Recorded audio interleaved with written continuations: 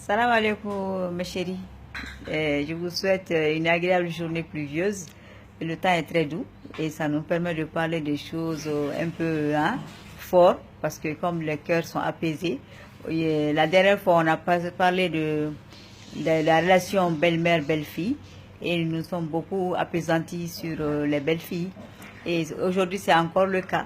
En fait, sur les belles-mères, donc aujourd'hui on va encore parler des belles-mères, mais en version française. Voilà ce qu'on avait dit en bambara, on va traduire. Alors, qu'est-ce qu'on avait dit?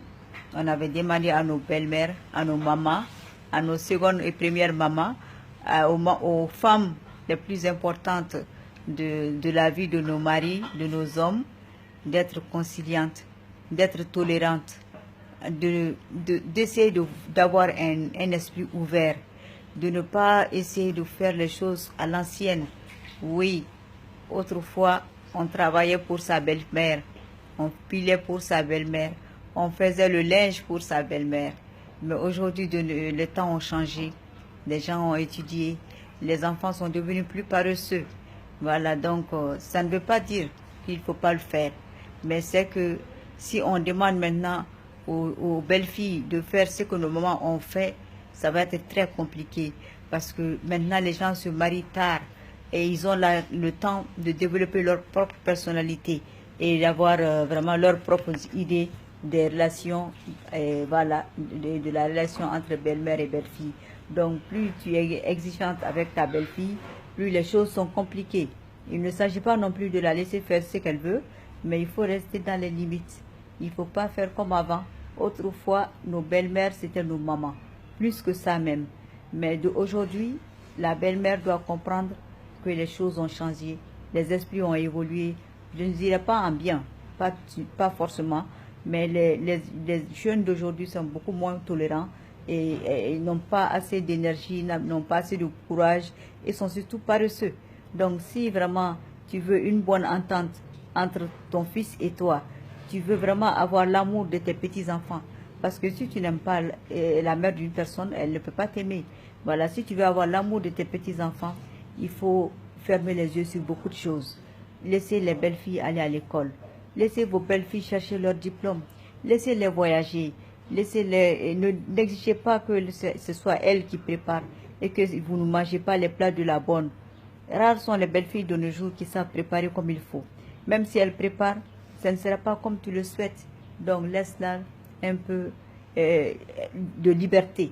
Même si elle en a déjà, hein, mais pour l'équilibre, l'harmonie du couple, de la maison, la paix et la quiétude dans la maison, il faut fermer les yeux sur beaucoup de choses. Parce que les belles filles d'aujourd'hui ne sont pas comme les belles filles d'avant. On ne peut pas s'émisser dans leur couple. Mais non seulement les belles filles, mais les enfants aussi ont changé.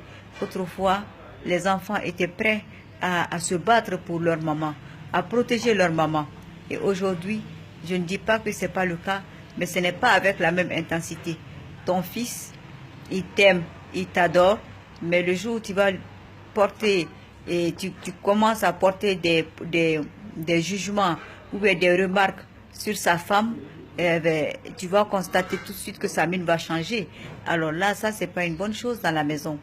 Oui, le rôle des personnes âgées auprès de nous, c'est de nous apprendre à être sur le droit chemin, c'est de nous apprendre à vivre dans la dignité, dans le respect des traditions.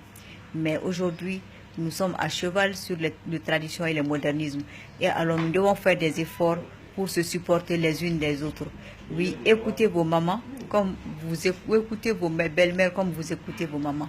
Parce que la belle-mère, elle est très très importante. Non seulement c'est la grand-mère de tes enfants, c'est la mère de ton mari, mais surtout aussi c'est ta seconde mère. Et une seconde mère est plus qu'une mère. Oui, parce que elle ne passe pas sur beaucoup de choses. La vraie mère peut fermer les yeux, mais la seconde mère, le plus souvent, elle est plus méticuleuse, elle est plus, elle est plus, je ne sais pas comment dire ça, mais elle regarde plus près les choses, elle est plus exigeante. Donc, exigence de deux côtés, ça ne marche pas. Donc, le mot-clé de cette journée pluvieuse, cette journée paisible, c'est tolérance. Tolérance, tolérance. Et tolérance encore. Et surtout aussi, il faut être conciliante. S'il y a une dispute, il faut savoir pardonner et voir le positif dans toute chose. Si ta belle-mère exige que tu fasses la cuisine, ou bien si elle critique tout ce que tu prépares, c'est peut-être qu'elle veut que tu t'améliores. Essayez de voir le bon côté des choses. Et si ta belle-fille n'a pas le temps pour cuisiner et qu'elle a d'autres objectifs, elle a d'autres projets, respectez aussi son point de vue et respectez aussi ses choix. Voilà, on ne se marie pas vraiment pour être la bonne de la maison, mais on se marie pour être la maîtresse de la maison. C'est une responsabilité encore plus grande que si tu étais la bonne de la maison. J'espère que chacune d'entre vous, belle-mère et belle-fille, vous avez pu trouver quelque chose à retenir dans ce que je viens de dire. Qu'Allah nous donne la paix des cœurs et des esprits. Je vous embrasse. Bonne journée.